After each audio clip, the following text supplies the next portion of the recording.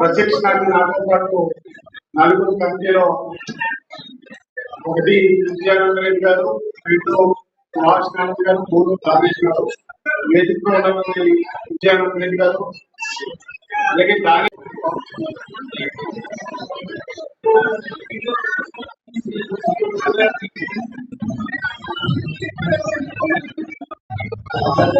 అందరూ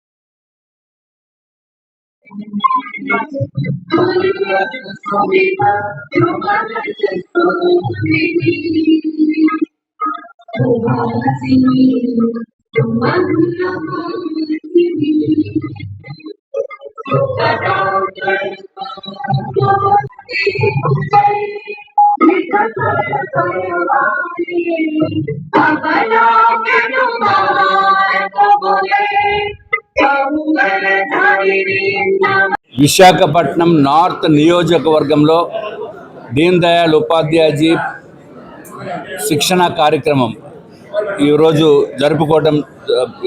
జరుపుకోవడం జరుగుతుంది.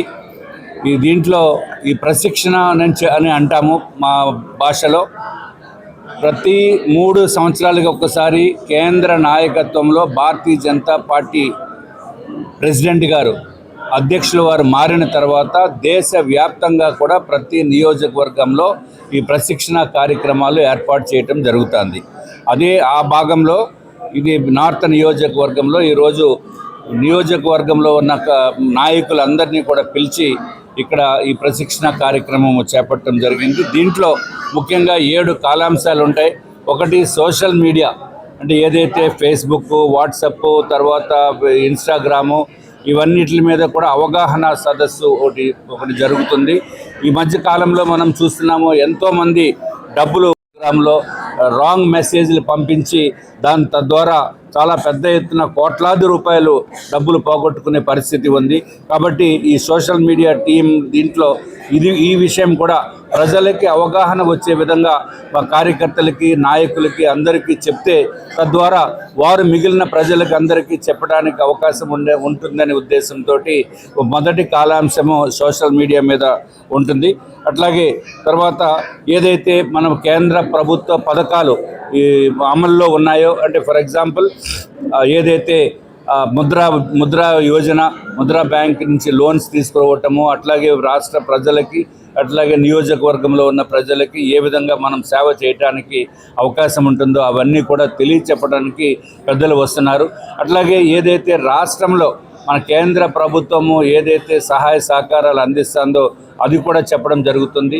ఇది ఒక్కటే కాకుండా పార్టీ క్రమశిక్షణ ఏ విధంగా ఉండాలి, ప్రజలకి ఏ విధంగా మంచి చేయాలి, అట్లాగే ఎదుగుదల ఎలా ఉండాలి, పార్టీని ఏ విధంగా బలోపేతం చేయాలి అని చెప్పి కాలాంశాలతో పాటు ఇవన్నీ కూడా అంటే ఒక టెక్నికల్ కానీ డిసిప్లిన్ కానీ అలాగే మోడర్న్ టెక్నాలజీని కూడా ఏ విధంగా మన కార్యకర్తలు భారతీయ జనతా పార్టీ నాయకులు దాన్ని ఉపయోగించుకుని తద్వారా ప్రజలకి మేలు చేసే విధంగా ఈ కార్యక్రమము ఉదయం నుంచి 10 గంటల నుంచి సాయంత్రము 4:30-5 గంటల వరకు ఉంటుంది. 7 కాలాంశాలు దీంట్లో తీసుకోవడం జరుగుతుంది. అదేవిధంగా ఏదైతే కేంద్ర మంత్రివర్యులు